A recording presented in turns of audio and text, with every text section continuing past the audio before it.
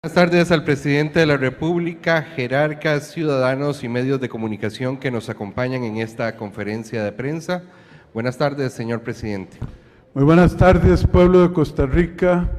Un gran honor poderme comunicar con ustedes, rindiéndoles cuentas, aceptando cualquier pregunta de los medios de comunicación que si quieren informar con balance, que están aquí. Lástima a los otros que no vienen y no se atreven a hacer preguntas. Le doy la bienvenida a los invitados especiales, especialmente a don Fabricio Alvarado y a don Gilbert Jiménez, diputados que están acá, a mis colegas de gobierno, a los colegas de prensa. Adelante, don Arnold, empecemos a dar cuentas. Comenzamos esta conferencia refiriéndonos a la firma de la Ley de Intervenciones Telefónicas. El señor Gerald Campos, ministro de Justicia y Paz, Mario Zamora, ministro de Seguridad Pública, Gobernación y Policía, y el presidente nos explican. También invitamos a pasar al frente a los señores diputados Gilbert Jiménez y Fabricio Alvarado. Bienvenidos, diputados. Mucho gusto. Con mucho gusto. Nada más como aclaración, don Gilbert y don Fabricio, arrímense aquí al centro, sí. Por favor, para que salgan claramente ante los ojos del pueblo. Son miembros de la Comisión de Seguridad y Narcotráfico nuevos.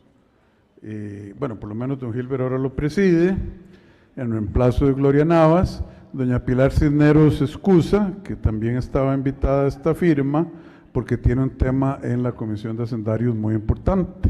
Entonces, bienvenidos señores ministros y diputados, qué gusto verlos. ¿Por qué no nos cuenta alguno de los dos ministros cuál es la relevancia de esta ley? Porque esto es avance. Sí, señor. Y la pregunta después es, ¿qué queda pendiente? ¿Va? Adelante, señor ministro. Señor, hay un gran avance en esta materia porque las comunicaciones de los grupos criminales venía siendo una necesidad probatoria para poder realmente amparar una serie de resoluciones judiciales. Se tomó la decisión de ampliar el espectro de delitos sobre los cuales se da esta intervención telefónica de comunicaciones, que a partir de este momento puede ser prueba válida en procesos penales, y esto es un avance país importantísimo.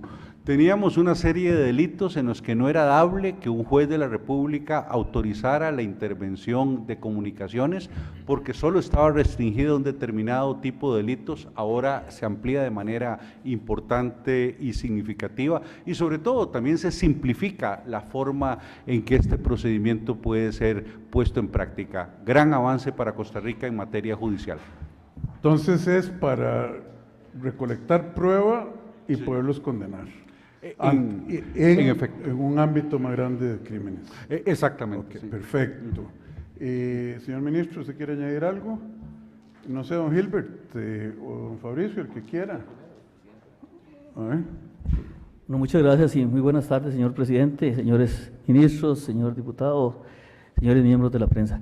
Efectivamente, hoy nos sentimos muy complacidos de que este proyecto de intervención en las telecomunicaciones se logre firmar y se le dé el ejecútese, en donde este proyecto, además de todo ese tipo de intervenciones que ustedes conocen, ya no solamente son los teléfonos fijos, sino también las diferentes plataformas en redes sociales, WhatsApp, Facebook, etcétera, sino también una cooperación internacional. Permite este proyecto que se tenga también la cooperación, tanto de información a nivel internacional como Costa Rica también facilitar la información ante otras instancias policiales internacionales. Y eso realmente es un aporte moderno que se le da a este proyecto, y nos sentimos muy complacidos de que hoy se le esté dando esta firma a este proyecto para que esas personas delincuentes, delictivas, que andan haciendo, señor presidente, cada día más acción ilícita en contra de la ciudadanía, hoy tengan un alto en ese camino, en este combate contra la delincuencia que vive en nuestro país.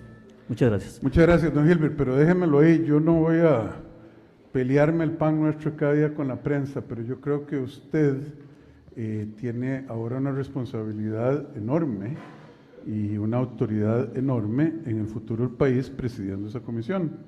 Ayer la ministra de la Presidencia, Laura Fernández, se reunió con don Rodrigo Arias y don Rodrigo, entiendo, comentó que había que fue la palabra que usó, lo dijo diplomáticamente, pero que esto no había avanzado lo suficiente. La ley más controversial, y yo creo que la más importante, es la de peligro para la comunidad y prisión preventiva. Usted vio, don Gilbert, el pueblo de Costa Rica vio que soltaron a Pata. Han sido tantos los casos. Han sido tantos, pero este es un asesino requete comprobado, caso Turesky, etcétera, etcétera, porque dicen que no cumple con los requisitos. ¿Cómo ve eso usted, señor presidente de esa comisión tan importante?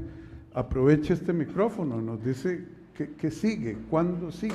Muchas gracias, señor presidente. Casualmente, horas tempranas del día de hoy, yo reproché los comentarios desatinados que hizo el señor presidente de la Asamblea Legislativa y no aceptamos, y le he pedido que se retracte realmente de sus apreciaciones.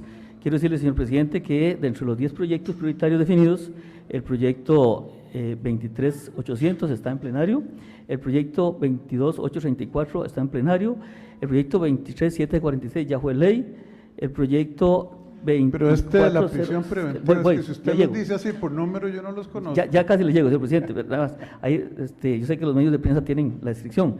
Quiero decirles que ya hay, 3 proyectos que son ley, 6 proyectos que están en plenario. Dentro de esos 6 proyectos que están en plenario, señor presidente, el proyecto de prevención preventiva 23836, este proyecto el día de ayer estaba dentro de la dispensa para poder analizar ese proyecto, las mociones de reiteración. Tiene 7 mociones de reiteración del Partido Frente Amplio. Yo hablé con la señora Priscila me dice que ella solamente en 2 o 3 mociones de reiteración va a usar el uso de la palabra y esperaría que se diera. Lamentablemente el día de ayer no se pudo ver, esperemos que mañana, dentro de las prioridades, y le solicito al señor presidente de la Asamblea Legislativa y a los señores jefes de fracción que le demos prioridad a la agenda que tienen hoy el plenario. Hay 6 proyectos en plenario que son del tema seguridad, que están convocados por el Poder Ejecutivo, y creo que existe la suficiente voluntad, señores diputados y diputadas, para darle prioridad a esta agenda y que realmente aprobemos en el menor plazo posible estos proyectos sin obstrucción, sin tener mociones que vengan a obstruir estos proyectos, sino que ya hemos hecho consenso. La comisión ha elaborado los textos sustitutivos prácticamente con una mayoría de los sus miembros para que estos proyectos también sean aprobados sin mayor retraso. Bueno, mucha suerte. Nosotros tenemos convocados esos proyectos en la sesión extraordinaria precisamente porque tenemos año y medio ya casi desde que este proyecto en esencia se presentó en abril, y yo creo que sería un gran éxito suyo y de la nueva comisión sacar este proyecto, porque sí, hay que apartarlos de la sociedad, de esas personas inmediatamente. Y señor presidente, nada más para un paréntesis, decirles que a nivel de la comisión estamos con un cronograma amplio, totalmente incluyendo a todos los proyectos que están, 31 proyectos a nivel de comisión, y que en este periodo que inicia ordinario esperamos pues realmente poder sacar esa gran agenda de proyectos para el bienestar y la seguridad de todos los ciudadanos. Muchas gracias. Bueno, vamos a ver qué dice don Rodrigo ante eso que usted mencionó a él de que no está de acuerdo. Don Fabricio, ya que tuvo la cortesía, hónrenos con sus palabras también. Gracias, presidente, por la invitación a esta conferencia, pues aportar en relación al proyecto o a la ley que se va a firmar hoy, que es un paso muy importante. Desde hace muchos años se viene hablando de la necesidad de ampliar el espectro bajo el cual se pueden utilizar las intervenciones telefónicas. Aquí tenemos a 2 ministros que lo tienen clarísimo, pero desde hace muchos años y muchos gobiernos se viene hablando de eso. Más aún con los avances tecnológicos, que por supuesto ahora es un gran desafío para las autoridades también tener la posibilidad de intervenir otras plataformas tecnológicas que antes no se intervenían. Hasta el momento solo eran llamadas telefónicas o mensajes de texto convencionales.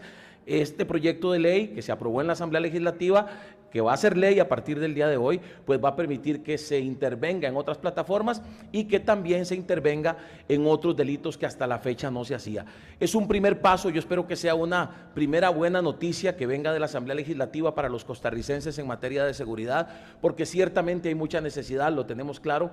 Debo decir que uno de los objetivos del Partido Nueva República al incluir la presencia de este servidor en la Comisión de Seguridad es precisamente apoyar en el empuje de que los proyectos, señor presidente, caminan bien. Yo sé que ha sido una de sus inquietudes en los últimos meses y en los últimos años, y por lo menos de parte nuestra cuenten con que vamos a empujar todo lo posible para que los proyectos salgan no solo rápido, rápido, sino que salgan bien estudiados, bien analizados, bien trabajados. En esto debo reconocer el trabajo que ha hecho en estos primeros 3 meses don Gilbert Jiménez como nuevo presidente de la Comisión de Seguridad. Uno que posiblemente veamos mañana es un proyecto de Nueva República para combatir el sicariato, para que el sicariato sea castigado como debe ser. Precisamente los 2 ministros aquí presentes estuvieron en la comisión dando una opinión muy certera de la importancia de atacar el sicariato y entender que no es un delito o no es un asesinato común y corriente, porque ya tenemos escuelas, academias de sicarios donde incluso policías y expolicías han sido descubiertos entrenando a estos sicarios. Este es un tema que está atacando al país, que ustedes como medios de comunicación prácticamente todos los días tienen una nueva lamentable noticia que informar y por supuesto no puede quedarse sin ser trabajado en la Asamblea Legislativa y estamos a un pasito de ya dictaminarlo para llevarlo a plenario también. Sí, quería señor. hacer ese aporte. Muchas cosas mencionaron ambos diputados. Este no es el momento para debatir, ni es el momento de unir. A mí lo que más me preocupa no son solo las penas de que el sicariato sea especial, es que a sicarios reconocidos los dejan ir inmediatamente. Estamos de acuerdo. Y eso ya es, vea, yo soy una persona de pasión, en el buen sentido de la palabra, de compromiso. Eso es indignante. ¿Y cuántos han muerto sicarios que mataron a gente y los mataron a ellos porque los soltaron? Completamente de acuerdo. Entonces, sí, si usted agarra a uno, le puede meter unos años más, pero mientras tanto ahí andan volando balazos y matando gente y que los matan a ellos. Por eso es que hacemos este tipo de propuestas y por eso es que desde Nueva República el enfoque ha sido, desde su fundación, está en la Carta Ideológica, está en el plan de gobierno que presentamos en el 2022 y está en nuestra línea de pensamiento de la actual fracción legislativa. El delincuente debe estar en la cárcel y el enfoque debe ser pro víctima y no a favor de los delincuentes, porque los delincuentes sí, pueden ser restaurados, pueden ser visitados en las cárceles para darles consejería espiritual, pero mientras no estén listos para volver a la sociedad, a retribuirle y a ser un ciudadano de bien, pues deben permanecer bajo prisión. Un cambio más que bienvenido en mi corazón con respecto a la posición anterior de la diputada ex de Nueva República en esa comisión. Gracias, Lo felicito, presidente. don Fabricio. Gracias. Ese cambio, nunca es tarde cuando lo dicho es bueno. Así es. Muchas gracias. A usted las gracias, presidente. Muchas gracias, don Gilbert. Un abrazo. Procedemos en este momento con la firma de la ley. Firman el señor presidente de la República, Rodrigo Chávez Robles, el señor ministro de Justicia y Paz, Gerald Campos Valverde, el señor ministro de Seguridad Pública, Gobernación y Policía, Mario Zamora.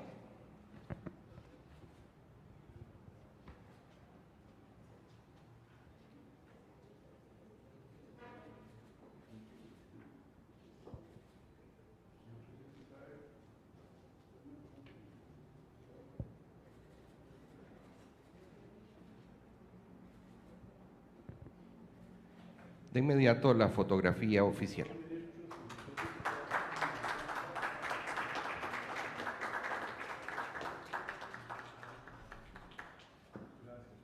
Muchísimas gracias a los señores diputados. Le pedimos al señor ministro de Justicia y Paz que se mantenga al frente porque en este momento nos vamos a referir al desastre en el sistema penitenciario generado por el Poder Judicial. El señor Gerald Muchas gracias, señores Campos, diputados. ministro de Justicia y Paz, el señor Nils Chin, director de la Policía Penitenciaria, y el presidente nos explican, pero antes vamos a observar el siguiente video. Don Nils, bienvenido. La realidad que el pueblo costarricense debe conocer es que el sistema penitenciario nacional tiene todas sus cárceles llenas. En medio de esta condición, por un lado, la Sala Constitucional nos señala que tenemos que seguir recibiendo a todas las personas que se encuentran en las celdas judiciales.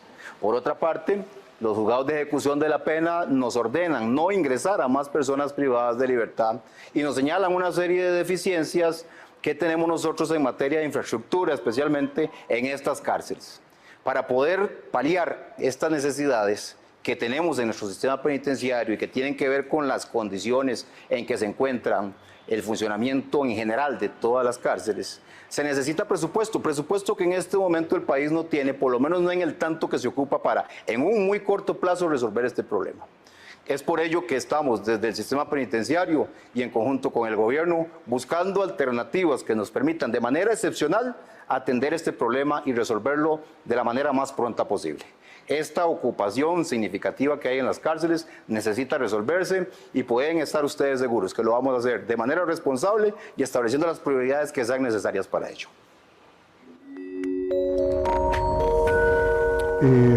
Adelante, señor ministro. Tenga la bondad de dar las cuentas. Muchas gracias, señor presidente. Vea, esto es el reflejo claro y simple de no contar con una ley del sistema penitenciario que nos permita a nosotros administrar la pena y las condiciones de la pena. Este gobierno hace más de 18 meses propuso leyes con el fin de encarcelar a los malos.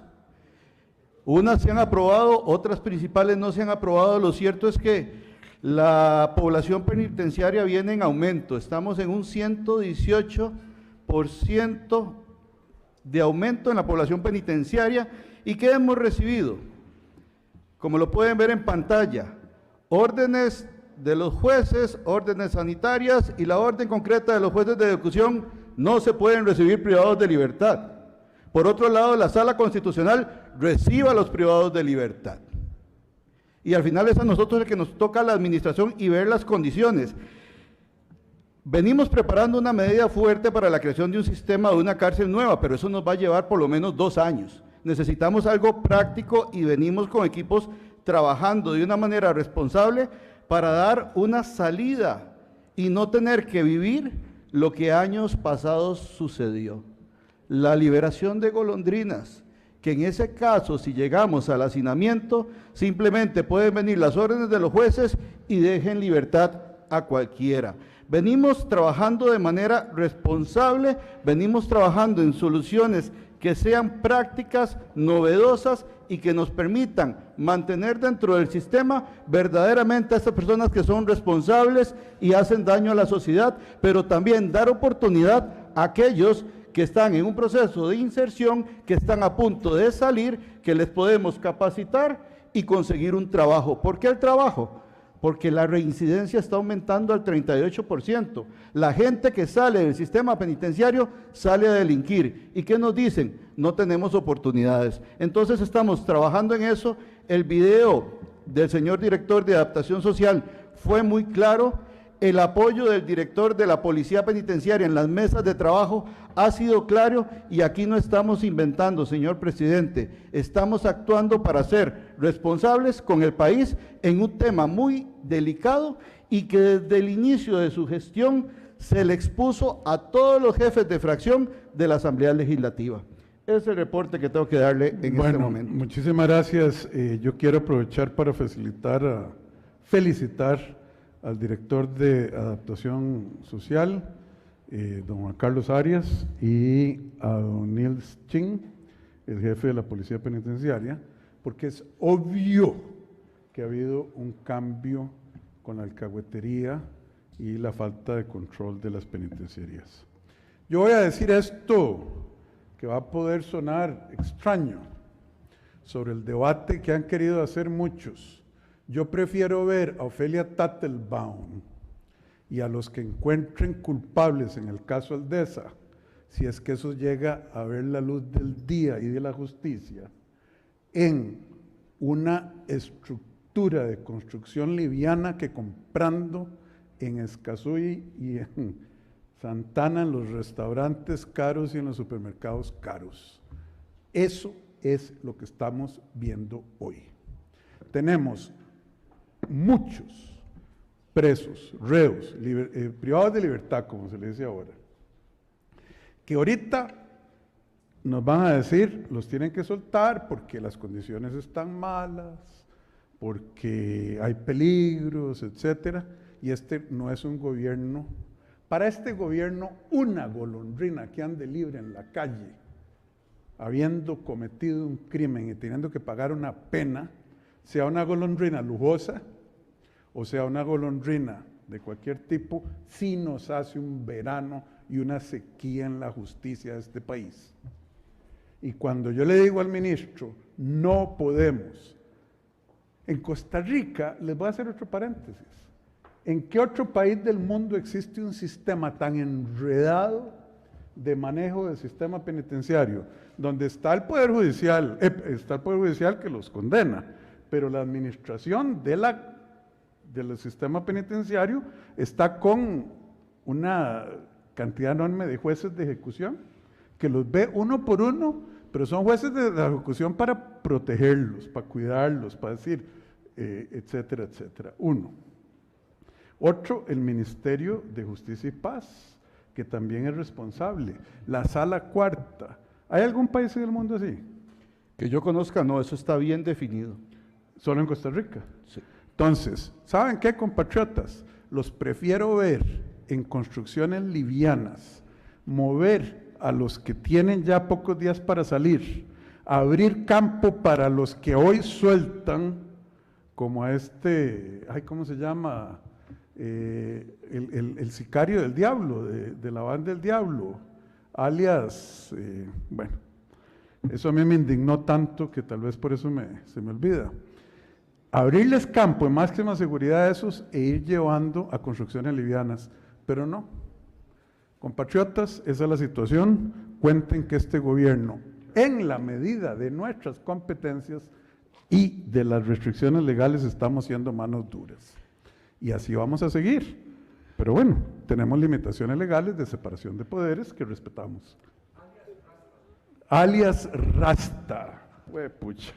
Bueno. Y si me permite un ejemplo rápido, 30 segundos, acabamos de ser notificados de una juez de ejecución de la pena, de nombre Katia Carballo Chávez, que nos ordena en el plazo de 2 meses nombrar 15 policías penitenciarios para un centro. Nosotros administramos los recursos, distribuimos conforme a una lógica en seguridad y la juez nos ordena en que 2 meses tengo que quitar 15 policías de un centro y trasladarlo al que ella quiere. Eso es coadministración. Pero eso es administración. No, no es coadministración, es administración. Le está diciendo, quítelos de aquí y me los pone ahí. Eso es administración, eso no es coadministración. Exacto, señor. Y bueno, hay que... Ahí va a quedar en el papel porque yo no puedo ser irresponsable. No, pero ¿qué fundamento usa? Una orden simple, se pone en conocimiento informe. Tiene que decir en vista de... No, dice que como hace falta en el sistema penitenciario policías, dótelos en 2 meses. Ah, y no sabe ella que para formar un policía... Se requiere 1 año mínimo. Se requiere 1 año precisamente por la ley de policía. Exacto. ¿Cómo le llaman ustedes? El curso básico policial. Ah, entonces ahora los jueces pueden ordenarle a alguien a hacer magia. Exacto. Ah, qué lindo Costa Rica, seguimos para adelante. ¿Y qué pasó con la ley que usted propuso para la administración del sistema penitenciario? Racionalizar esto. Vea, señor, lo presentamos muy responsablemente, elaborada por los equipos técnicos. Pero ¿qué pasó? Lo archivó la Asamblea Legislativa. O sea, lo presentamos en abril del año pasado. ¿Se archivó? Lo presentamos en abril del año pasado junto con los otros proyectos de seguridad. La Asamblea Legislativa lo archivó, es decir, lo mandó a la basura. ¿Por qué? Porque yo creo que aquí a la gente le encanta dar órdenes de que alguien haga magia, le encanta poder decir, ¿sabe qué? Suélteme a este reo, porque yo como juez de ejecución de la pena digo que hay que soltarlo, o póngale tales condiciones. Eso podría valer mucho para alguien, ¿verdad? Digo yo. Muchas gracias, señor ministro. Continuamos hablando sobre los puentes y obras en la ruta Limón-Puerto Viejo. El señor Efraín Celedón, viceministro de Obras Públicas y Transportes, y el presidente nos explican. ¿Cómo está? Limón, uno de los lugares más bellos del mundo, ha estado descuidado por décadas. Hay que mejorar las oportunidades económicas, el potencial turístico de esa zona, particularmente el litoral sur de Limón, no tiene rival, me parece a mí.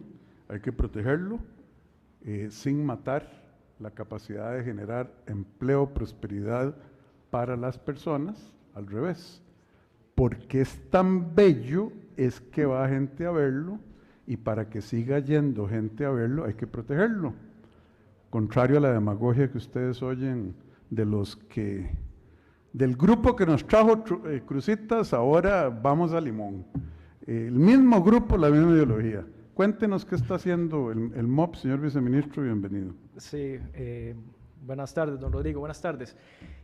A inicios del año arrancamos con la construcción de 3 puentes en la ruta 256. Esta es la ruta que va de Limón a Puerto Viejo, una ruta muy importante por el turismo. Es una inversión de más de 1.800 millones de colones. Y bueno, son 3 puentes súper importantes porque eran estructuras que antes tenían un solo carril. Entonces eran unos legítimos embudos, unos cuellos de botella. Siempre eran historias de los turistas tardando media hora, 1 hora solo en llegar al centro de Puerto Viejo por el obstáculo que generaban estos puentes. Bueno, como pueden observar, ya los puentes están en construcción y están para entregarse este mismo año. Iniciamos en febrero, hay un puente que se entrega ahora en agosto, para finales de agosto, que es la quebrada Pan Dulce, y hay 2 puentes, que es la quebrada Hotel y quebrada Sin Nombre, que se estarán entregando a finales de octubre.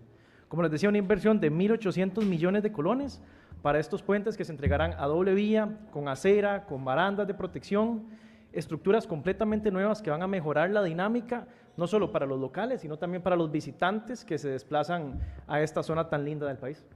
¿Hace cuánto se construyó la ruta 36, creo que es esa?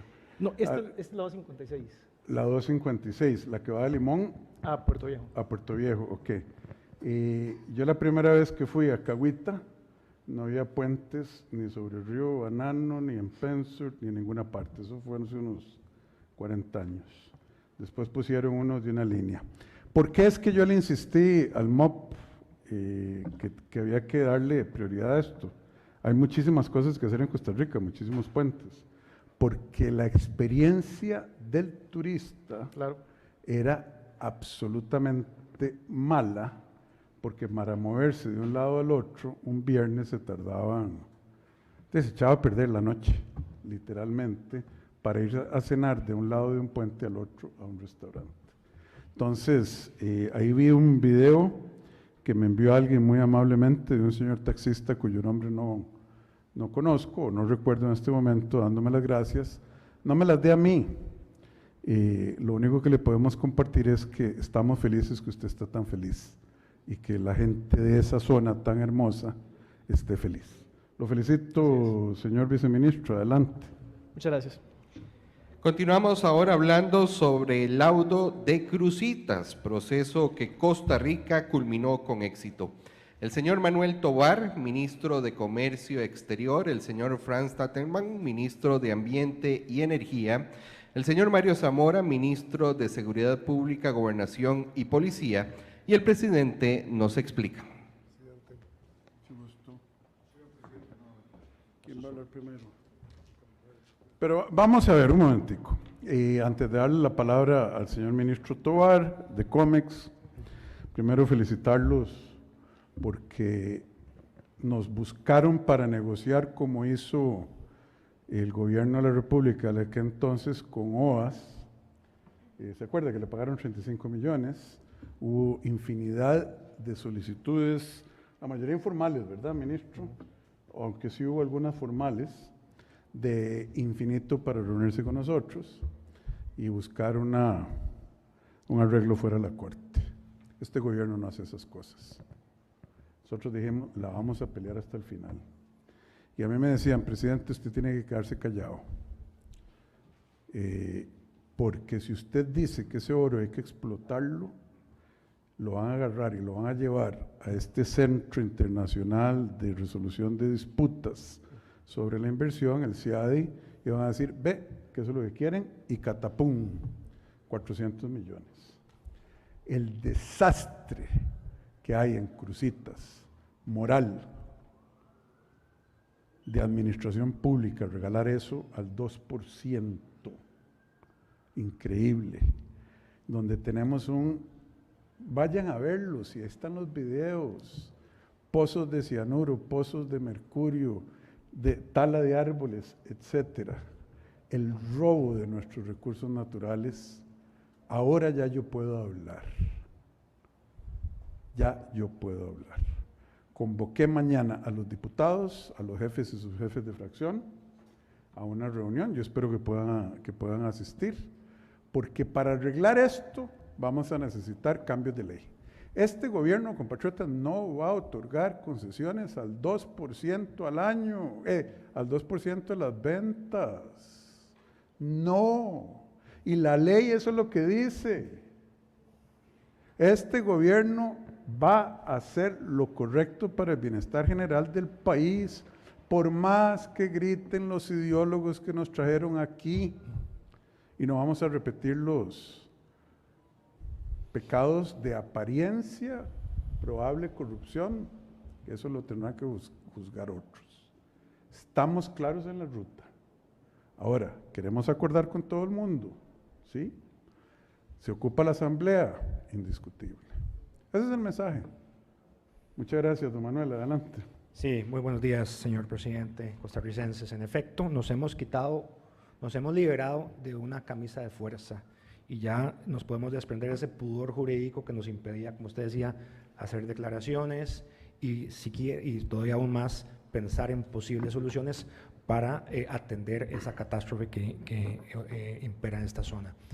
¿Qué sigue? Bueno, ahora el Ministerio Rector en Minerías y la institucionalidad pública tenemos que tener ese diálogo para de una vez por todas buscar una solución que nos permita explotar este recurso minero de una manera responsable, de una manera acorde a los más altos estándares internacionales. Hay estándares internacionales y buenas prácticas para la minería y verdaderamente tenemos una oportunidad de negocio para los costarricenses, de generación de empleo y negocios. Hemos visto que los mayores en el mercado internacional del oro, los mayores demandantes, los mayores mercados para el oro son precisamente muchos de nuestros principales socios comerciales. Hay una oportunidad enorme, lo que hay que saber es hacerlo bien, pero en este sentido, desde el sector de comercio exterior vamos a estar colaborando en estos esfuerzos nacionales, porque si nosotros no lo explotamos, lo explotan otros. Si nosotros no aprovechamos esta riqueza que tenemos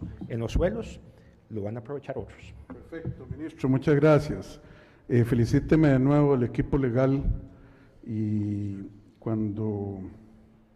Sí, le van a preguntar que cuántas veces pidió infinito las citas. Me mandaron mensajes informales, formales, ¿se acuerda esta? Felicítelos. Nosotros no negociamos la dignidad de este país con nadie. Adelante, don Franz.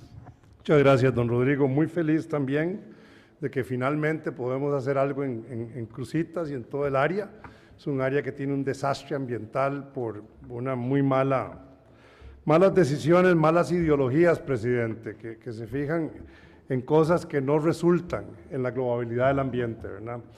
Entonces, estamos muy contentos, como usted me lo pidió, presidente, tenemos listo para su firma ya un decreto que congela temporalmente por un año las concesiones y exploraciones del recurso y las reservas mineras metálicas en el distrito de Cutris, que es todo lo alrededor para que podamos, como dicen, todo mundo quieto en primera base, hacer un plan ordenado, ir a la Asamblea Legislativa o el diálogo que usted va a tener con los diputados, señor presidente, y de ahí en adelante poner un orden para que el aprovechamiento de nuestra riqueza mineral se haga hecha de la mejor manera con el ambiente, de manera sostenible y sin tropiezos que ha tenido. No sé cuántos años tenemos en esto, creo que son más de 20 años casi en 30. 30 años. 30 años, ¿no? Por ahí, sí. 10 años de litigio, pero litigios internos. Llevamos muchos años, presidente, es un desastre ambiental, ¿verdad? Realmente. No, y un desastre económico, un desastre moral, un desastre... Todo por poses, porque son poses, ¿verdad? No, pero ese es un lado de la ecuación, las poses. Las poses que vemos todos los días en ciertos grupos ideológicos comunistoides que ya no tienen la capacidad de convocatoria que tenían en los años 70 durante la Guerra Fría de 80 y 90, y entonces ahora tratan de obtener convocatoria con posiciones igualmente extremas, solo que sobre el ambiente. El ambiente sobre la gente, el ambiente sobre la prosperidad, cuando no saben que hay balances económicos que países mucho más desarrollados que nosotros, balances económicos y ambientales como Noruega, como países hermosos. Nosotros vamos a seguir siendo conservacionistas, pero no de una manera absurda como lo que ve. Ahí está la Pero prueba. es que no ayuda al ambiente. Estas medidas no ayudan al ambiente ni a la Ahí gente. está la prueba. A mí me gustaría agarrar y desafiar a uno de esos, cualquiera, usted los conoce, y decirle, báñese en ese pozo de cianuro, de mercurio y de de plomo y esas cosas, métase ahí, donde usted dice que estaba protegiendo el ambiente, métase ahí, y no lo van a hacer, y yo no los dejaría que se metieran. Bueno, entonces, lo que don Franz hizo, estamos ahora, no lo firmamos en cámara, nada más sepan que hay una moratoria absoluta, porque la ley de concesiones para extraer oro en esa zona. ¿Por qué? Porque la ley dice, la que no quisieron cambiar cuando había que dar esta concesión, que primero en tiempo, primero en derecho. Yo sabiendo lo que sabía el lunes, si fuera sinvergüenza, voy y empiezo a poner solicitud de concesión. Sí, señor. Pero no somos sinvergüenzas, ni vamos a permitir. Está congelado, no se hagan ilusiones. Vamos a hablar con los diputados, hay preguntas importantísimas. ¿Cómo vamos a proteger el recurso? ¿Cómo vamos a hacer para que no se nos haga como en las películas de vaqueros de California, una estampida? Ya eso el ministro fue ayer. Vamos a evitar que se creen derechos adquiridos con este decreto. Vamos a considerar los temas de cambio de ley que corresponden a la Asamblea, pero compatriotas, aquí no hay una oportunidad comercial, hay una oportunidad literal de oro, que lo único que nos han causado es destrucción. Muchas gracias. Mucho gusto, señor presidente. Y destrucción a la moral pública también. Señor, le informo al operativo. Sí, por favor, rápidamente, señor ministro, ¿qué es lo que está haciendo la policía? Señor, estuvimos el día de ayer cumpliendo su ordenanza, la gente incluso recordaba que usted justamente estuvo hace 2 años en la zona y de manera premonitoria el fallo se da 2 años después.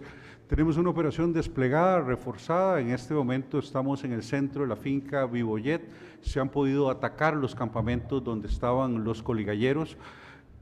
Desde el punto de vista policial podemos acreditar que el país tiene 10 años de practicar la minería a cielo abierto, pero de manera ilegal, a través de coligalleros, y ese oro, señor, se lo han llevado fuera de Costa Rica, y hoy quienes se lo están llevando son grupos organizados de mafia.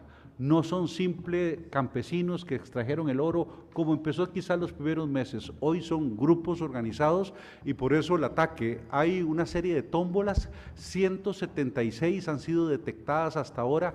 Esos cilindros tienen un costo de 3 millones de colones cada uno y han sido detectados 176. Imagínese el poder económico de esas organizaciones que se les quitan casi 400 millones de colones y siguen intactos, eso no es nada. siguen operando sin problemas. Ayer estuvimos en la zona, señor, tenemos la operación, nuestra gente está con la moral muy en alto y defendiendo el oro que es de los costarricenses. Muchas gracias. Muchas gracias. Vea, usted menciona algo que se me escapó de decir, Dios es providencial. 2 años Señor, y sí. un día después de que yo fui a visitar ahí, y que dije que había que esperar, hasta que este laudo se resolviera, 2 años exacto, yo creo. Sí, señor, exacto. Fueron 2 años Sí, aniversario, ¿no? exactamente. Bueno, no importa, un día más, un día menos, nos llega la noticia, ahora sí, la espera terminó, tenemos que movernos como sociedad. Bueno, gracias a Dios. Lo felicito, ministro. A la orden, Adelante. señor. Continuamos esta conferencia refiriéndonos a datos que matan mentira. Esto en cuanto al tema sobre la ley Jaguar. Invitamos a la ministra de la Presidencia, Laura Fernández. La señora ministra y el presidente nos explican. Vean, yo iba a explicar esto, pero de la Contralora, doña Marta Costa, a mí me recibió una vez en su oficina, bueno, me obligó a ir a la oficina, está bien, no importa, yo me eché el viaje, pero ella tiene un temor enorme a debatir con la ministra de la Presidencia sobre los elementos específicos de la ley Jaguar. Es una decisión, yo no sé si es de temor, pero es una decisión estratégica, porque lo que ella ha hecho es ir a los programas de radio y televisión contrarios al gobierno y a los medios que nos atacan cotidianamente a decir cosas que no son ciertas y se rehúsa a confrontar en público, ¿verdad?, a la señora ministra. Bueno, eso es una decisión de ella, es la credibilidad de ella la que está en juego. La ministra tiene toda la credibilidad porque ella dice, venga, veamos aquí punto por punto de la ley, veamos lo que ha ocurrido, las cosas que la Contraloría sí aprobó, pero en una decisión, para no decir que es temor estratégico, ella prefiere ir a soltar cosas, confundir, sin el escrutinio de una contraparte que le diga usted miente. Así son nuestros funcionarios públicos, que no damos cuentas. Ah, no, es que están las instancias correspondientes, porque yo no voy a debatir con la ministra por las instancias correspondientes. Bueno, resulta que hablando claro, Vilma Ibarra es la instancia correspondiente, Canal 7, shows chiquititillos, etcétera. La instancia correspondiente es donde sea, menos donde se me pueda debatir y evidenciar la mentira. Bueno, nosotros calladitos, datos matan mentiras, y aquí vamos a matar las mentiras de los 11 diputados que presentaron la última consulta sobre el fondo de esto, además ni que hablar de el tiempo, los 22 diputados que presentaron la primera consulta, la Contralora, y evidenciar que los señores de la Sala Cuarta y las señoras magistradas se sentían tan cómodos con la constitucionalidad de lo que nosotros hacíamos, que hicieron inversiones millonarias, y a los de la Sala Cuarta no los estoy criticando. Critico a la Contralora por su falta de capacidad de confrontar sus ideas. Critico a los diputados que presentaron esas consultas, particularmente a Eliezer Feinsack en la última, porque él sabe que lo está haciendo para atrasar y que se acabe el reloj, y a sus colegas liberacionistas. A ellos los critico. A los señores de la Sala Cuarta nada más digo, vean, ellos se sentían tan cómodos que lo hicieron. Lo mismo que nosotros queríamos hacer en Ciudad de Gobierno, lo hicieron para sus propias instalaciones. Entonces, ahora sí, ministra, con ese contexto, éntrele a los datos y directo al punto, sin nada más que hablar. Cuéntenos. Buenas tardes. Ustedes saben que yo soy de Esparza, ¿verdad? Y en Esparza hay un dicho que dice, lo que es bueno para el ganso, es bueno para la gansa. Pero vieran qué curioso, y lo que traigo para ustedes, muy en la línea de lo que dice el señor presidente, son 3 ejemplos concretos del uso de la figura de arrendamiento operativo por diferentes instituciones en nuestro país, donde la misma Contraloría General de la República expresamente indicó que ni siquiera tenían que elevárselo a ella y que podían seguir las pautas establecidas en la ley. Es decir, era equivalente a Ciudad de Gobierno, y ella dijo, ni me pregunte, dele. Cuando llegó a Ciudad de Gobierno nadie le preguntó, pero tomó la iniciativa de páreme esto. Sí, señor. Ok, dele. Perdón, voy con el, sí, sí. Acuérdense, yo soy medio lerdo para entender. Voy con el caso número 1.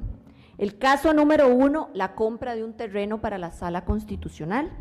La Sala Constitucional, por medio de un fideicomiso con el Banco de Costa Rica, promovió una contratación directa, promovió una licitación directa, utilizando ¿qué? El artículo 67 de la Ley General de Contratación Pública. Una compra de terrenos para que luego se construya el edificio donde va a estar ubicada la Sala Constitucional. Una construcción que probablemente el fideicomiso le vaya a arrendar al Poder Judicial para que estén ahí las edificaciones de la Sala Constitucional. Se usó el artículo 67 puro y duro como está en nuestra legislación vigente. ¿Hubo alguna advertencia? No. ¿Hubo algún comentario? No. ¿Hubo alguna disposición? No. ¿Algún llamado de atención? Tampoco. ¿Hizo algo malo el Poder Judicial con ese uso de ese arrendamiento operativo para adquirir el terreno por medio de un fideicomiso donde después va a construir sus instalaciones? Tampoco, no hizo nada malo el Poder Judicial. ¿Por qué? Porque está en la ley de la República. Por eso es que yo le digo, señor presidente, que qué cosa tan rara, que lo que es bueno para el ganso ahora resulta que no es bueno para la gansa. No, es que eso no es, ese es el famoso dicho de Benito Juárez cuando hablaba de los políticos mexicanos: a mis amigos todo, a mis enemigos les aplico la ley. No, eso no es que para la gansa y el ganso, no, es para mis amigos, para quien le quiero que me deban favores, para quien quiero complacer y para quien quiero joder, que en el caso de Ciudad Gobierno y la Marina de Limón es el pueblo de Costa Rica. Así de facilito. No, pero vea, gracias a Dios, no estaríamos en este debate nacional del referéndum si ella hubiera aplicado, si la Contraloría hubiera aplicado los mismos conceptos. Pero ahí fue donde se destapó la olla de lo que ya este gobierno ni el pueblo de Costa Rica quiere tolerar. Exacto. Nos llevaron a acción. Fabuloso, gracias a Dios. Dele. Sigo. La Contraloría en ese caso refrendó el fideicomiso, pero hay que tener cuidado en cómo analizan los datos, porque una cosa es refrendar el fideicomiso y otra emitir algún criterio sobre la compra del terreno. Ese terreno se compró de manera directa, bajo un procedimiento abreviado, aplicando la ley vigente, y la Contraloría no manifestó objeción alguna a la utilización de la figura del arrendamiento operativo prevista en la ley. Voy al segundo caso, señor presidente, al segundo ejemplo, y tiene que ver con el alquiler del edificio Impala. El edificio Impala, que está ahí en Calle Morenos, a la pura vuelta de la Contraloría, por cierto. Ahí están las instalaciones de la Sala Constitucional de nuestro país. Ese alquiler se hizo a través de un arrendamiento operativo, pero ojo, se hizo en el año 2016, cuando ni siquiera estaba en la ley esa figura. Lo hizo la Sala, el Poder Judicial, cuando se regulaban estas figuras contractuales en el país apenas en reglamentos, o sea, no tenían la fuerza que tienen hoy. Y vean qué interesante, la Sala llevó adelante ese arrendamiento operativo del edificio Impala, tienen 7 años aproximadamente de estar trabajando ahí. En ningún momento enviaron de la Contraloría advertencias, cartas, interpretaciones. ¿Y por qué? ¿No sería que estarían auditando al padre Sergio? Y yo me pregunto… Perdóneme, no me la aguanté, porque eso de que reviso lo chiquito y me hago el ciego o la ciega con lo grande, como la pauta del gobierno y entidades públicas en la prensa, de ahí, será una razón. No veo el elefante, pero me enfoco en el ratoncito. Dele. Y mire, señor presidente y personas que nos están viendo, lo más curioso de todo es que aquí yo tengo las actas de las sesiones diversas del Poder Judicial donde hablaron de este tema, y tengo una nota donde incluso el Poder Judicial en su momento le pregunta a la Contraloría: Contraloría, voy a usar la figura de arrendamiento operativo que está en este reglamento. En aquel momento no estaban ni en la ley. Necesito algún trámite ante ustedes. Ustedes tienen que refrendarnos esto. Y la misma Contraloría les contestó que no, que la ley, el reglamento era claro en los procesos a aplicar. ¿Y cuáles eran esos procedimientos a aplicar?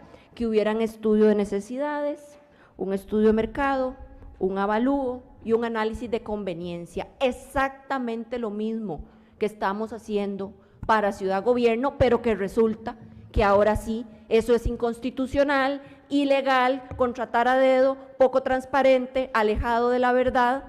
Me llama a mí poderosamente la atención, y por eso quiero, señor presidente, entregar los documentos a los medios para que puedan revisar el material con toda la rigurosidad del caso. ¿Cuál es el tercer caso? ¿Ya ese era el tercero? Sí, pero en lo que quiero finalizar ese segundo caso, don Rodrigo, es: ¿hizo algo malo el Poder Judicial con el arrendamiento del edificio Impala? Por supuesto que no. ¿Se brincó la ley? Por supuesto que no. Siguió exactamente lo que el reglamento, que en aquel momento regulaba eso, al pie de la letra. Hizo lo que la ley le permite hacer, que es exactamente lo mismo que nosotros estábamos tratando de hacer. Pero es que volvemos a lo mismo. Aquí los burócratas, sobre todo esos que se enquistan por 20 años en puestos, como la señora Contralora, se fijan muy bien en qué callos se paran y en qué callos no se paran. Y ella, obviamente, nos conocemos su historia política y profesional, y sabemos que en el callo de gobierno, con suerte, no solo se quiere parar, sino que la obligan. No sé, hipótesis. Pero Dios guarde metérsela a la sala cuarta, porque es parte del entramado en la cabeza de estas personas. Entonces, aquí siguen apareciendo cosas. Los señores de la sala cuarta, con todo el respeto a los magistrados, yo les digo, qué interesante la posición de ustedes, porque ahora los están llamando en un caso que paró la Contraloría, que llevó a estas propuestas de ley y que ustedes utilizaron. Imagínense, digo yo no voy a pensar por ellos, ni les voy a decir que tienen que hacer algo, pero yo como ciudadano, ¿de qué raro? Ellos comieron de las dulces frutas que ahora llaman pecado. Ilegales. Y que en teoría son ilegales. Y que entonces ahí yo creo que tienen un tema interesante. Afortunadamente en este momento, lo único que desde mi punto de vista muy humilde, les queda es responderle a Eli Feinsack y sus aliados a rastrapiés para que esto no llegue a nada, fundamentalmente el Partido de Liberación Nacional. Sabe que ya yo contesté esta pregunta, pero llevan meses. ¿Cuánto llevan en esto? Varias semanas. Varias semanas. Señor. Bueno, ya. Entonces, eso del Poder Judicial, no lo estamos embarrando. Estoy meditando sobre el predicamento, como dicen los americanos, la bisagra en que están. Y si me permite, don Rodrigo, en el caso del alquiler del edificio Impala, que está en todo lo que yo les voy a entregar al que lo quiera tener, con mucho gusto, porque es información pública, en el caso del edificio Impala, en las actas está que los magistrados fueron a ver el edificio antes de que se alquilara, que fueron a ver si se adaptaba a las condiciones, que fueron a ver qué mobiliario tenía, que participaron en la definición de las necesidades. Todo lo que nos dicen que ahora nosotros no podemos hacer. Incluso hay un documento en que para una oficina del diputado que menciona, del magistrado que menciona constantemente don Luis Diego Castro sobre un mito de un baño, hay un documento que dice que ese magistrado, yo no sé si será el mismo, dijo que él iba a pagar unas extras en el baño de su bolsillo para que le dejaran la prevista en el baño de su oficina para poner un artículo de aseo personal. Hacia ese nivel llegaron de diseño. Es decir, ahí me va a poner, déjeme que yo me voy a poner un bidet. Algo así es lo que yo entiendo, ahí está la carta, se las podemos hacer llegar después al constructor. Entonces sí, ellos diseñaron en parte. No solamente participaron en eso, sino también que en una remodelación que necesitaba ese edificio para ser alquilado, lo cual se cargó al monto del arrendamiento. Algo de eso estaba mal hecho, algo de eso fue corrupto, algo de eso fue interpretado. ¿Nosotros no estamos diciendo eso? No, señor, al contrario, lo que estamos diciendo es que el uso de las figuras del arrendamiento operativo en Costa Rica tienen muchos años. O sea, usted lo que está diciendo, para ir cerrando, señora ministra, me queda un ejemplo. Bueno, dele, pero vamos acelerando. Porque esto es tan evidente que ya es de hacerle una autopsia a un requete muerto. Dele. Me queda un ejemplo. ¿Recuerdan ustedes que también se nos ha dicho que no podemos hacer arrendamientos de construcciones que hagamos en terrenos públicos? Sí, ese famoso, ¿no se acuerdan? El debate conmigo. Sí, señor, ese mismo. Pues resulta que eso ya ha pasado en Costa Rica y que ha sido una cosa común en los procesos de contratación. Tengo aquí el ejemplo de un caso del Banco Nacional de Costa Rica, donde no solamente se permitió desarrollar infraestructura en un terreno público, sino que en este caso la Contraloría avaló usufructo sobre esos edificios que se construyeron. Desde el año 2017, la Contraloría, repito, autorizó el uso de usufructo de terrenos que eran del Banco Nacional de Costa Rica. Y don Rodrigo, voy a leer un pedacito de lo que dijo la Contraloría en ese momento, porque es que de verdad yo me quedo con la boca abierta de ver cómo para unos la ley aplica de una forma, pero para otros de una manera distinta. Vean lo que dijo, abro comillas, dijo la Contraloría cuando le preguntaron sobre ese caso, en un terreno público, construcción, arrendamiento y usufructo. Se considera como la forma más oportuna de satisfacer el interés público en vista de la finalidad específica a la que se orientan, de manera tal que esta cesión es incompatible con las reglas de concurso y procedimientos ordinarios, en vista del esquema de negocio al que se encuentra integrado. Con eso cierro, don Rodrigo. Quería presentar esos 3 ejemplos muy concretos de donde ya se ha aplicado hasta cuando estaba por reglamento y ni siquiera por ley la figura del arrendamiento operativo, sin advertencias, señalamientos, menciones. No estamos hablando de papaya, no estamos hablando en vano. Usted dice que son ejemplos, yo digo que es evidencia absoluta de la falta de memoria, de la hipocresía institucional, de las personas que han de la hipocresía personal de las personas que capturaron la Contraloría General de la República para aplicar la ley como se les da la gana. Aquí están los documentos que acaba de mencionar la ministra. Tenemos una llave maya, yo no estoy viendo a La Nación ni a Canal 7 venirlos a recoger, ni a CR Hoy, pero los que lo quieran y quieran quemarse las pestañas investigando, aquí están. Aquí tengo el printout. Compatriotas, ¿les queda duda? O más clarito. Estos no son ejemplos, son evidencia de la... Claro, y ella nunca va a venir a debatir esto a usted porque usted le saca el documento y le dice, pero Contralora, ya usted había dicho que sí. Ah, no, es que me quiere quitar el régimen sancionatorio. No, mentira, no se le quiere quitar. O sea, ya, compatriotas. Y siguen los diputados arrastrando los pies, viendo cómo se acaba el reloj en este partido que no es mío. Yo me voy. El 8 de mayo del 2026 a mediodía ya no es conmigo, es con usted. Pero yo la estoy peleando por usted, para que se vea. Vea, y pase lo que pase, esto que estamos haciendo hoy es progreso para la patria. Desenmascarar a estas personas y a esas redes. Muchas gracias, ministro. Gracias a usted. Tomen los documentos, si alguien los quiere. ¿Quién los va a dar electrónicamente? Ministerio de Comunicación. Adelante. Continuamos de inmediato refiriéndonos más bien a la inversión y avance en proyectos PROERI. El señor Alejandro Picado, presidente ejecutivo de la Comisión Nacional de Prevención de Riesgos y Atención de Emergencias, y el presidente nos explican, pero antes observamos el siguiente video. Fueron muchos años de mucho sufrimiento. Esa situación no nos daba paz, no nos daba tranquilidad. Entonces sí fue difícil. Era un peligro y mi hija no podía asistir al colegio. Ella y los niños no podían pasar de un lado al otro. Se inundaba, no teníamos dónde salir.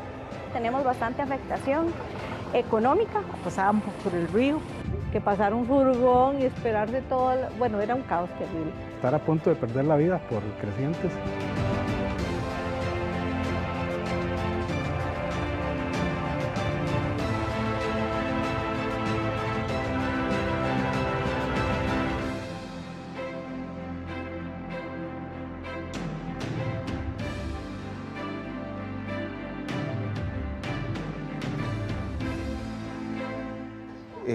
Y el hecho de que ahorita se esté desarrollando toda la comunidad y de todo, creo que es esa sensación de nos están volviendo a ver, de se están preocupando por nosotros. Hoy ya los niños van a ir a la escuela tranquilos, hoy nuestros adultos mayores y demás vecinos van a poder ir a los hospitales, citas médicas, cualquier comercialización de sus productos. Tenemos muchas mujeres artesanas. Comprendimos que un puente no solamente es una estructura de cemento, es toda una estructura que se enlaza con las identidades locales.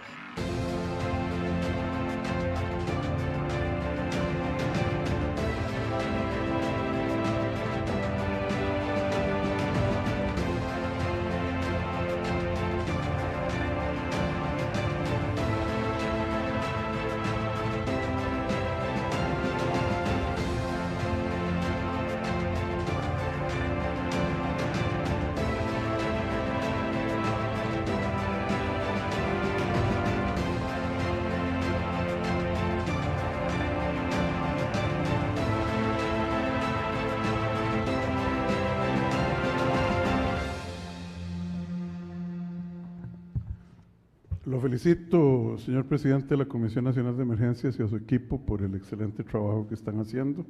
Cuéntenos, por favor.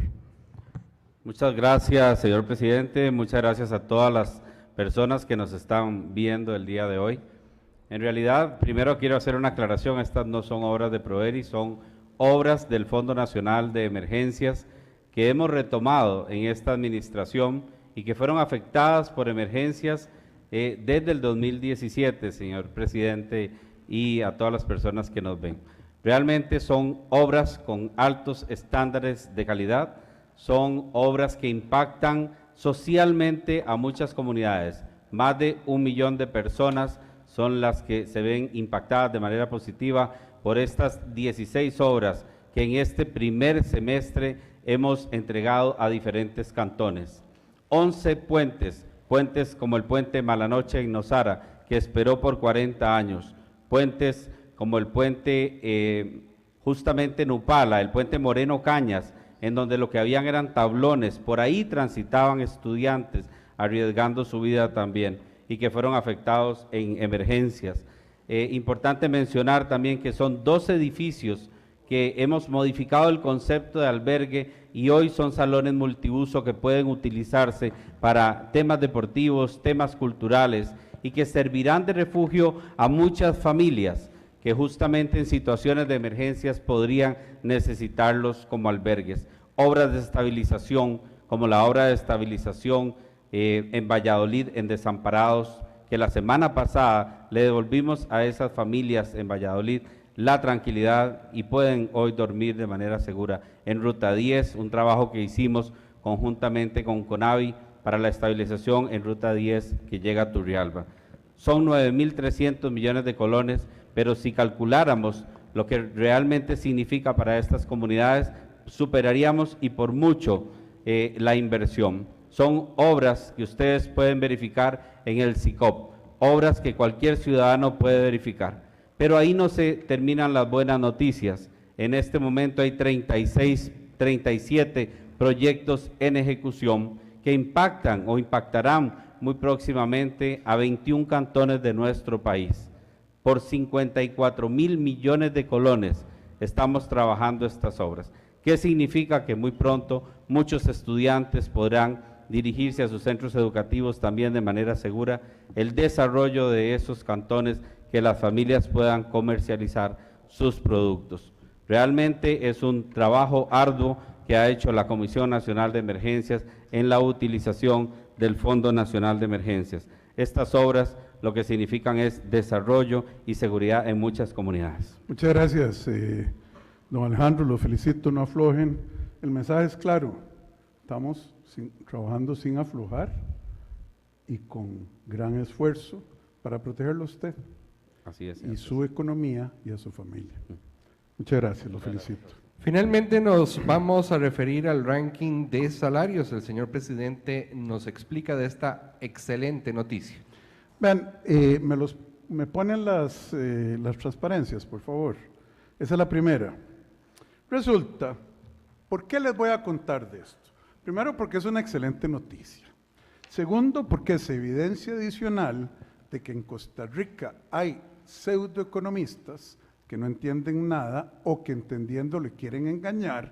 Y tercero, que la prensa en Costa Rica no reporta en muchos casos las noticias como son. Hay ustedes conocen o algunos de ustedes conocerán a Bloomberg, que es una empresa multimillonaria de temas financieros y económicos, propiedad de Michael Bloomberg, el antiguo alcalde de la ciudad de Nueva York. Bloomberg publica hace poco, a mediados de julio, esta lista que dice, yo no sé si la pueden ver, dice que los salarios mínimos en América Latina van de $3.60 al mes en el paraíso socialista de Venezuela, ustedes saben a quienes les gusta, 3.6 al mes a $675 en Costa Rica, la número 1. Uruguay siendo el número 2 con $556, Chile 532, Ecuador. Mucha gente calladita.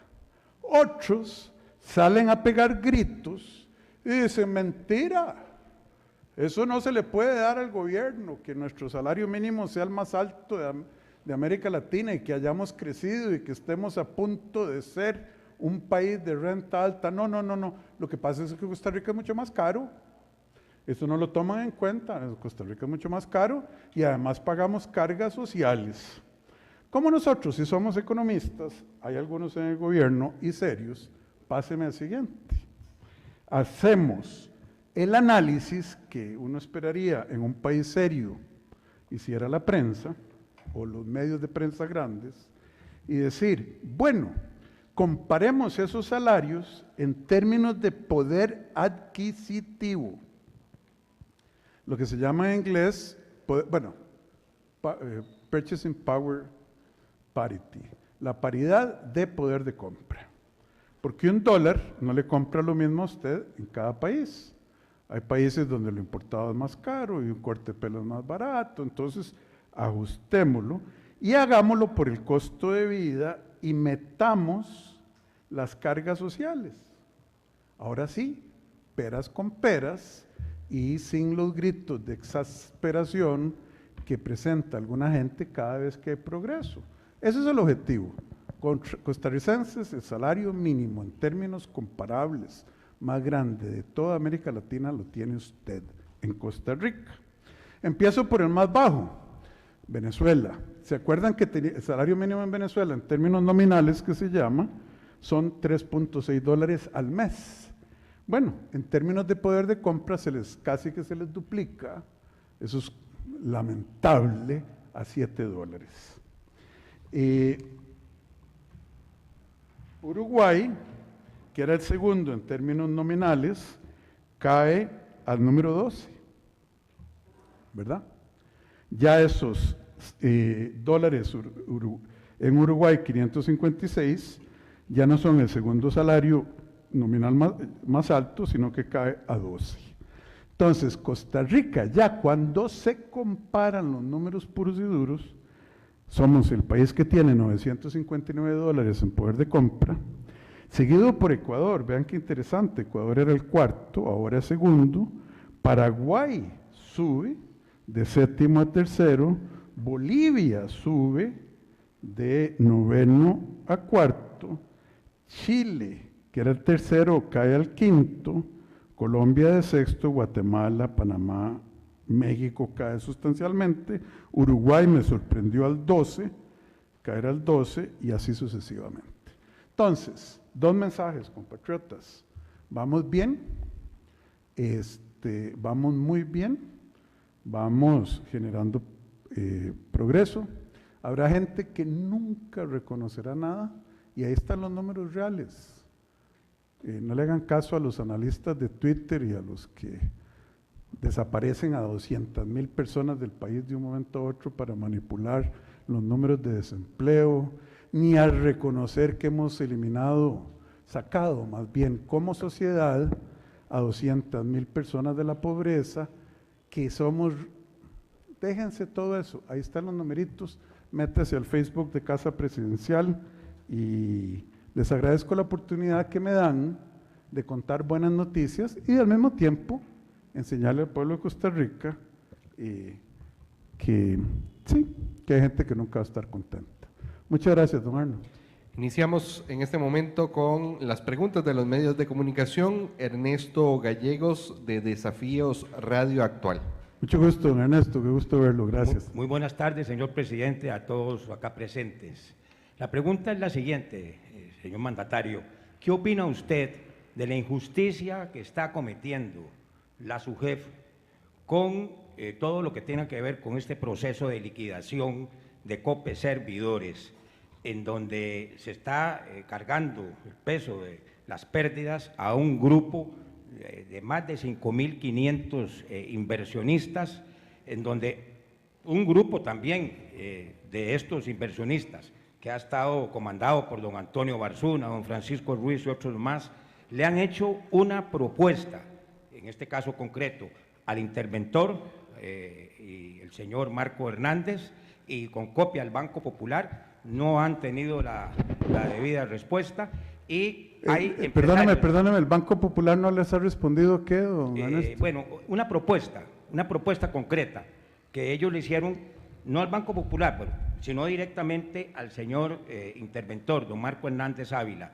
Y en medio de esto quiero decirle que hay algunos inversionistas que han tenido que cerrar sus empresas, inclusive despedir empleados por esta situación que está de calamidad, que está trayendo pues muchas pérdidas, ¿verdad?, a algunos sectores productivos del país. Uy, don Ernesto, es una pregunta profunda, porque por un lado, esos inversionistas, aquí hay dos temas. Uno es que hay un seguro de depósitos de hasta 6 millones de colones por depositante. Hay gente, por eso, ese seguro de depósitos cubrirá a los depositantes que tengan menos de 6 millones o hasta 6 millones. Hay otros que tienen, me dicen, 150, 200 millones, que fueron atraídos por tasas de interés desproporcionadamente altas. Entonces apostaron y lamentablemente la circunstancia. Ese es un tema muy complejo de discutir, pero lo que sí está claro es que la SUGEF, Rocío Aguilar Montoya, tiene que dar explicaciones al país. Yo no me he querido referir a esto. Primero, ¿por qué es que tiene que dar explicaciones? Porque ella en teoría era el médico que estaba supervisando la salud financiera y la estabilidad financiera de esa institución. ¿Qué pasó? Que fue un ataque al corazón que no se podía predecir. No, había signos, cartas de gerencia de la auditoría por años. Eso es un tema que ella va a tener que explicar. Yo la he visto muy calladita.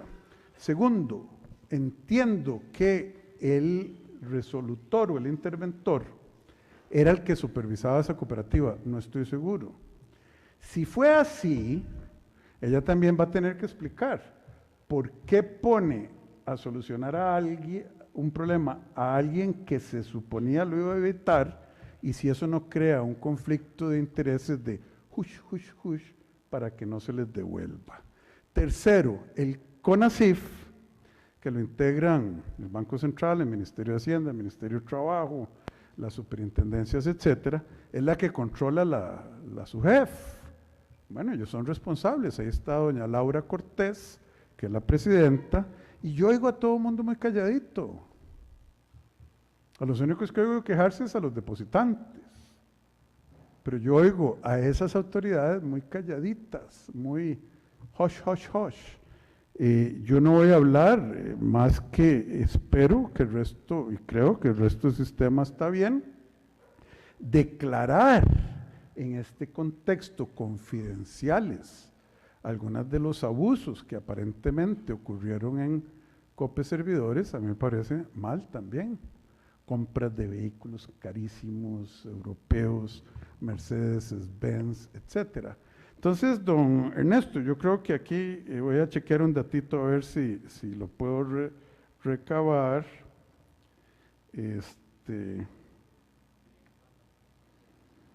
Bueno, y la sala constitucional, vea qué interesante. No, mejor no me voy a meter con la sala.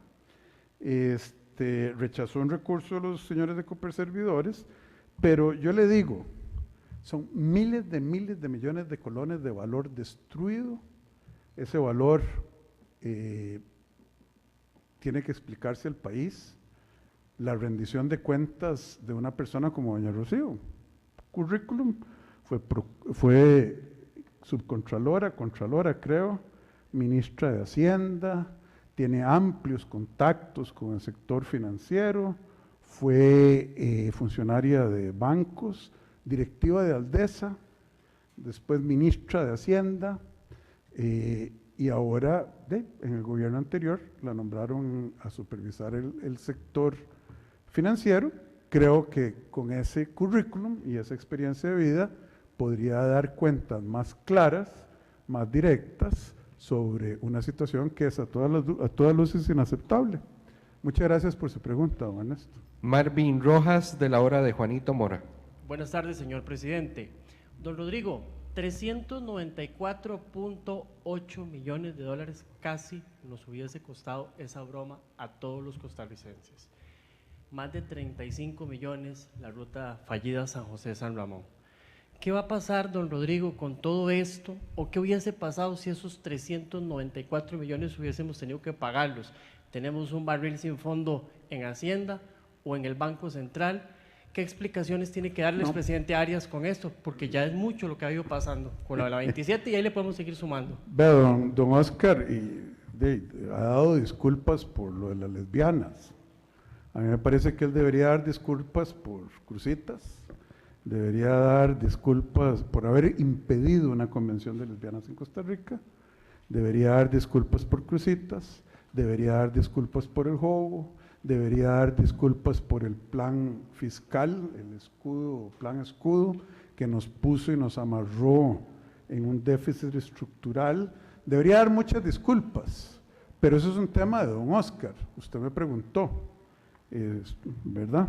El pueblo de Costa Rica lo debe meditar. Lo único que yo le puedo decir es que nosotros no hubiéramos negociado nunca, como se hizo con OAS, darles un cheque, cállense, aquí está, lo peleamos hasta el final, y hubiera sido el Ministerio de Hacienda el que hubiera tenido que emitir 210 mil millones de colones en deuda para arreglar la torta en caso de que, y estuvimos cerca de haber tenido que pagar eso. Eso es todo. No pasó. Hay cosas que no pasan y que son providenciales. Hasta en atentados a la vida de las personas, un microsegundo le salva la vida. Bueno, en esto no pasó y ya no es cuestión de lamentar. Sobre lo de don Oscar ya le dije mi opinión personal porque usted me la preguntó. Gracias. Oscar Mantilla, de Causa y Efecto. Buenas tardes, señor presidente, a todos los presentes. Señor presidente, por medio de un decreto del MISIC y del Poder Ejecutivo, establecieron la ampliación del funcionamiento de la radio y la televisión en el país. Y que se dice el decreto que van a hacer acciones para estudiar caso por caso de los concesionarios de las frecuencias y cosas que así puedan funcionar más tranquilamente. La pregunta es, dentro de esos estudios está la posibilidad de ver concesionarios que tienen acaparados frecuencias radiales y televisivas, como el caso, por decir, del señor Ángel González, mexicano más conocido como el Fantasma. Esa es la pregunta. No, porque eso no lo permite la ley. La solución es hacer lo correcto, como este gobierno está haciendo, que es decir dos cosas. Uno, las licencias antes se otorgaban sin subasta y sin concurso. Nosotros estamos proponiendo eso, de que las frecuencias se asignen por un proceso licitatorio y no de extensión automática. Don Oscar, nosotros hemos estado bajo presión legislativa, de lobistas, de cámaras. Extienda las licencias actuales por otros años, desde 1954. Dijimos, no, las vamos a extender por año y medio, mientras se aclara lo de la ley, y la segunda parte de esta solución es evitar que se siga regalando esas frecuencias. Teletica Canal 7 paga 10,000 colones al mes por la frecuencia. ¿Cuánto paga usted, costarricense, por tener teléfono celular o cable? Interesante. Entonces, esa es la otra parte. Hay diputados que están defendiendo eso a capa y espada, otros que dicen, no, Dios guarde cobrarles más de 300,000 pesos por mes a Teletica. Nosotros no vamos a hacer eso, y vamos a hacer la subasta que resuelve el problema de acaparaciones, de precios injustos, etcétera. Recogemos una platica y después con el canon se les cobra lo justo, que es un porcentaje de las ventas. No fregamos a los pequeños porque facturan poco, y que los grandes paguen como grandes. Gracias, don Oscar. Sí, señora. Laura Solórzano, de Noticias Repretel. Señor presidente, muy buenas tardes. Gusto saludarlo. Quería consultarle desde el punto de vista del Ministerio de Educación si se ha variado en algún momento los protocolos de cuando hay balaceras en los alrededores de los centros educativos, y desde el punto de vista del Ministerio de Seguridad si ha aumentado la policía en los alrededores de los centros, o por las limitaciones cuesta un poco más. Muchas gracias. Señora ministra y señor ministro, por favor.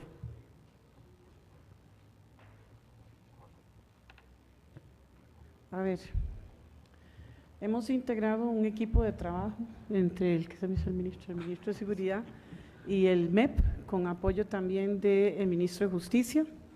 Estamos terminando ya el plan de trabajo para recoger todo lo que ya se ha avanzado y lo vamos a anunciar próximamente. Estamos retomando la revisión integral de todos los protocolos, estamos coordinando con el PANI y con el INAMU para la revisión desde la perspectiva de violencia en niños y mujeres. Muy pronto vamos a anunciar el plan de trabajo, señor presidente, pero del cual ya se ha avanzado. Se están tomando medidas.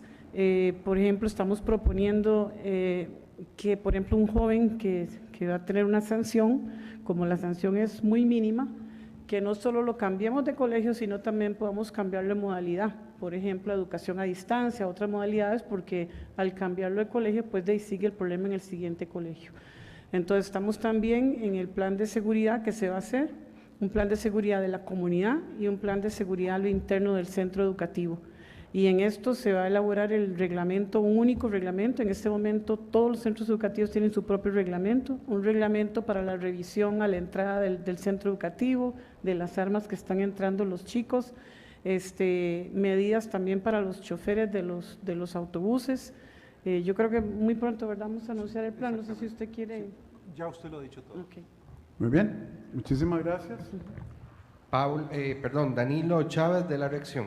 Señor presidente, buenas tardes ministros y gente conectada en redes sociales. Presidente, en el último mes, solo por mencionar un periodo, ha habido 8 salidas de su gobierno, en todo el periodo 58 en 26 meses.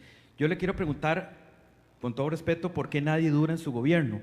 Siendo que usted los felicita continuamente, todas las semanas, y que además usted los escogió con currículums y demás. ¿Por qué no duran en su gobierno? No, doña Laura Fernández ha estado desde el primer día, don Gerard Campos ha estado desde el primer día, Franz Tattenbach ha estado desde el primer día, Cindy, la señora ministra de la Condición de la Mujer, Cindy Quesado ha estado desde el primer día, doña Ana Caterine Müller ha estado desde el primer día, Manuel Tovar, Alejandro Picado ha estado desde el primer día, Marco Acuña ha estado desde el primer día, Juan Manuel Quesada ha estado desde el primer día.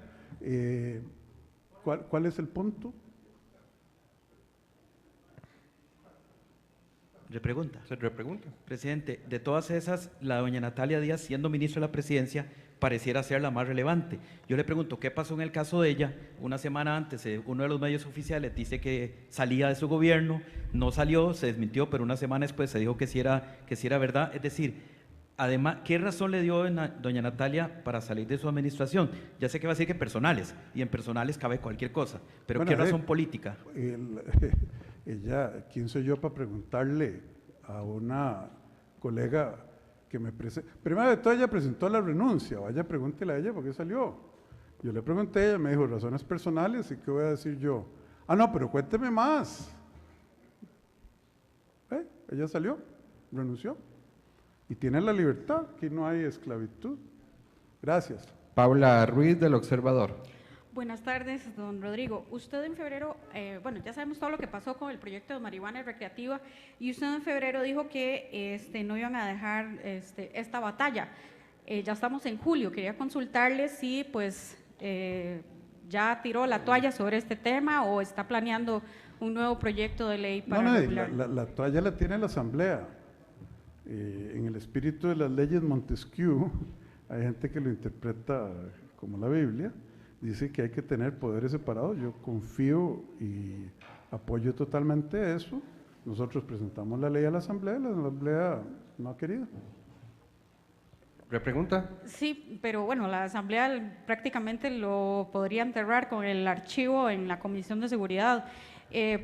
No sé si piensa presentar un nuevo plan, porque usted dijo que no iba a tirar la toalla. Vamos a ver, vea, la Asamblea tiene tanto que hacer con crimen, ahora con crucitas, y ya lo archivaron. Entonces, si no se pueden tomar la sopita que les dan de abrebocas, ¿para qué vamos a seguirles trayendo nosotros chicharrones?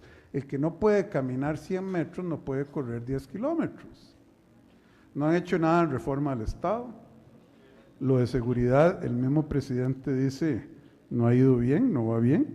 Presidente, el diputado Arias, lo de tantas cosas, duraron año y pico.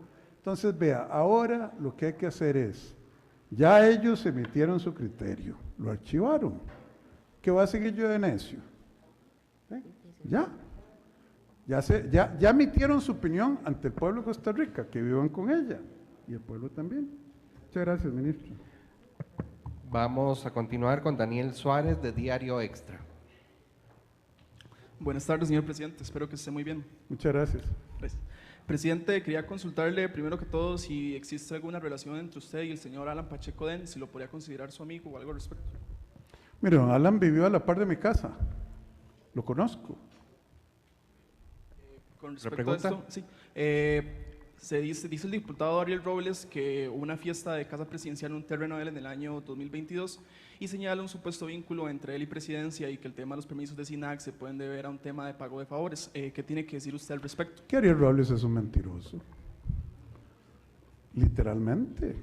Vea, él dice que una fiesta que se hizo en una propiedad. Ariel Robles es el mentiroso en este caso. Vea qué lástima, no viene ni llegando a vacaciones y ya empieza a vociferar, a dedicarle 20 minutos a hablar de una fiesta privada de los miembros del gobierno. Entonces, vea, él nos manda a decir hace ya días en una carta que le contestamos el 27 de junio, vea lo que es no tener nada que hacer. Vea lo que es no tener nada que hacer de un diputado que gana 4 millones al mes. Dice, le consulto cuál fue el monto cancelado por Casa Presidencial para dicha actividad, la fiesta de Navidad del gabinete. En caso de haberse cancelado con fondos de otra institución u ente, hasta buena gramática sabe. En caso de haberse cancelado con fondos de otra institución u ente, no entiendo, así indicarlo. Entonces vea lo que le responde mi jefe de despacho. Señor diputado, nadie pagó, es decir, el Ministerio de la Presidencia y la Casa Presidencial no incurrieron en gasto alguno por concepto de dicho evento, toda vez que éste se organizó y financió por los propios funcionarios. Dice, mándeme las copias de las facturas digitales de los servicios pagados para el evento. Sobre la remisión de una copia de las facturas digitales, le contestamos nosotros, debido a que esto fue un evento privado, sumando al hecho de que no se incurrió en una erogación de fondos públicos, no resulta procedente acceder a lo pretendido. Bueno, pero este señor se pone a hacer suposiciones, conexiones absurdas, como si el pueblo viviera de mentiras e interpretaciones antojadizas. Yo no le doy un favor a nadie, y por eso es que me dicen, ¿por qué sale gente? Porque yo no le doy favores a nadie. Yo no vivo en una puerta rotativa, asesor del Frente Amplio, diputado de Frente Amplio, futuro asesor del Frente Amplio, etcétera. No, eso lo hacen ellos. Y además, vea, qué falta de respeto la de este señor. Al final, yo me tengo que referir al fondo de las cosas, ya le doy la palabra, don Franz, acérquese. Vea, ¿qué le tiene que andar preguntando a un grupo de personas privadas? Es que es comunista, ese es el tema, ¿no?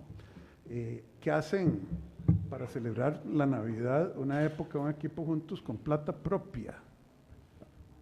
¿Ah? ¿Qué tiene que andar haciendo eso? Ahora, él está tratando de conectar con la mentalidad que nos llevó a Cruzitas temas que tienen que ver con Manzanillo y Gandoca, donde este señor que usted mencionó tiene desde generaciones atrás propiedades, pero muchísimo antes de que yo hubiera nacido en la familia o después, es decir, décadas de tener propiedades ahí. Entonces cuéntenos un poquito, señor ministro, porque las jetonadas de este señor son tantas, que yo creo que vale la pena informarle al pueblo del fondo del asunto que él está queriendo escandalizar. Presidente, sí, esto es, como dice usted, una focalización, a veces diría uno que están cazando en el zoológico. Vea, MINAE recibe, presidente, en el 2023 recibimos 1.733 denuncias por tal en todo el país. 1.776, de las cuales prácticamente 1.300, más del 75%, nosotros mismos, MINAE, se las traslada a la Fiscalía Ambiental para que las investigue, porque son denuncias donde no hay un permiso o hay algo raro. O sea, ese es, pero no, focalizamos donde hay un permiso, o sea, focalizamos donde hay un permiso que a toda teoría está en orden, nosotros lo hemos investigado, cumple con todos los procedimientos nuestros de dar un permiso de aprovechamiento. Sin embargo, el caso está judicializado y ahora en el último allanamiento que se dio recientemente, pues el acta de allanamiento indica que es porque ellos creen que no seguimos bien nuestro procedimiento para dar un permiso de si es bosque o no es bosque. Nosotros seguimos una metodología donde nos fijamos en una imagen de satélite del 2000, del FONAFIFO, después si hay dudas, porque en el 2000 al 2020 han aparecido casi 1 millón de hectáreas de bosque en el país, porque en 20 años los bosques tropicales aumentan. Entonces tenemos una metodología de ir al campo y usar otras imágenes más recientes. Bueno, pues sí, se está investigando la Fiscalía si seguimos bien la metodología o no.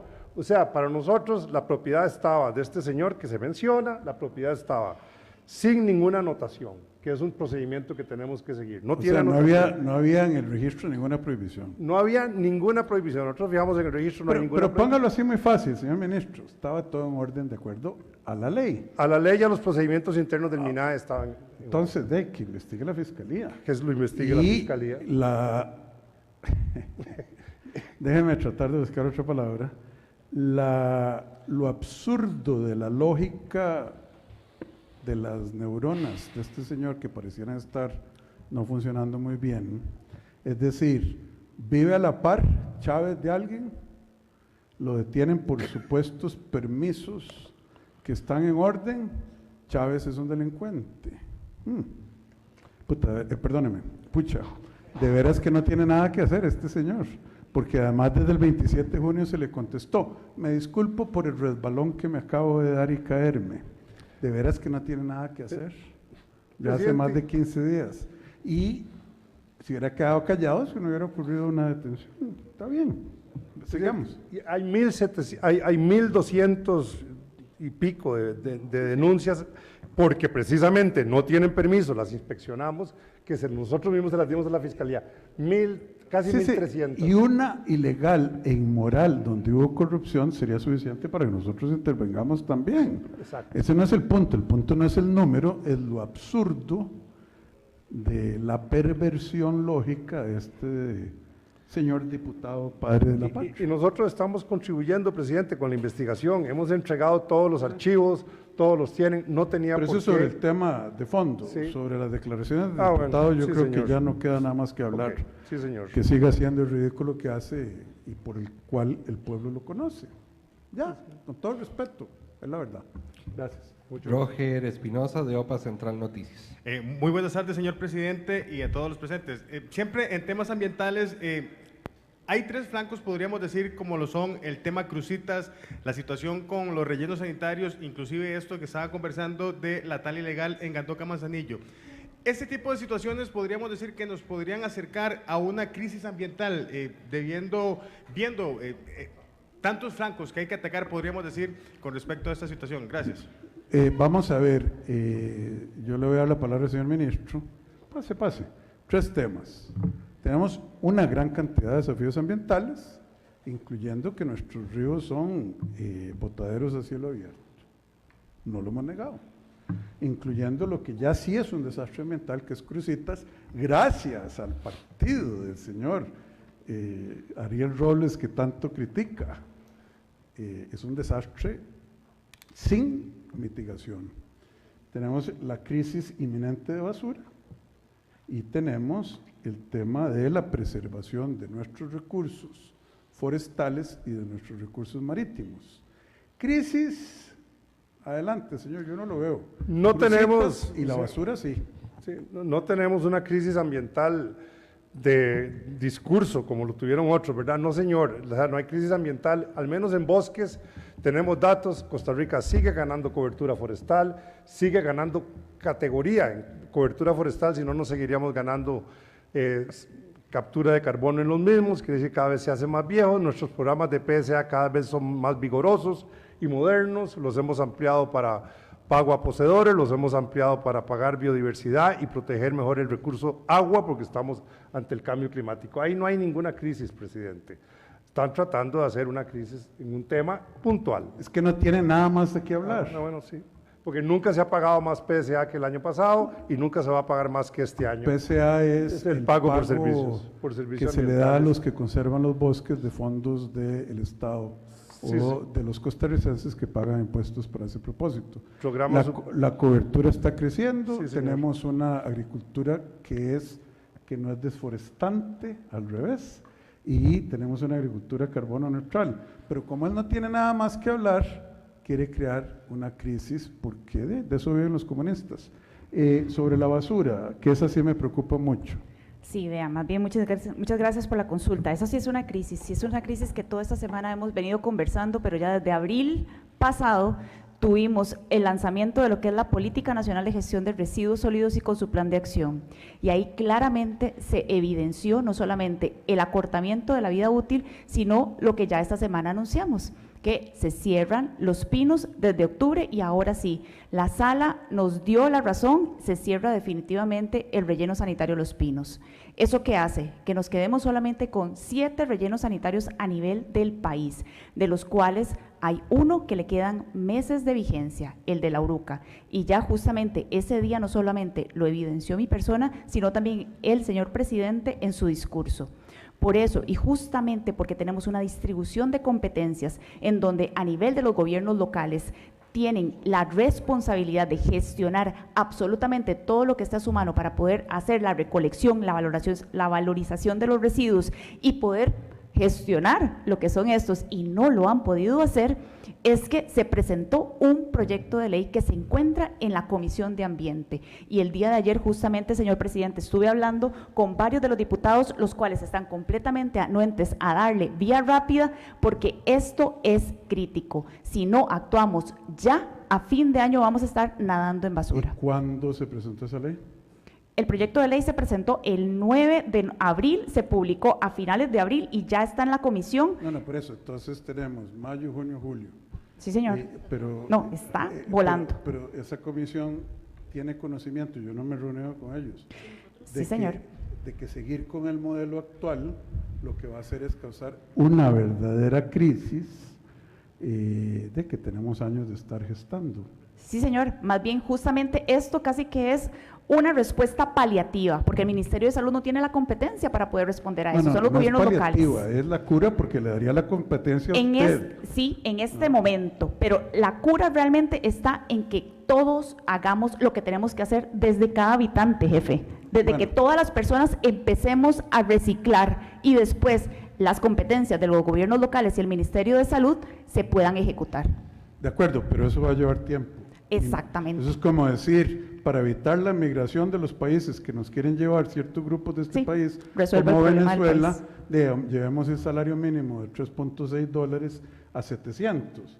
Dice, pero que Dios nos dé tiempo y paciencia, no va a ocurrir.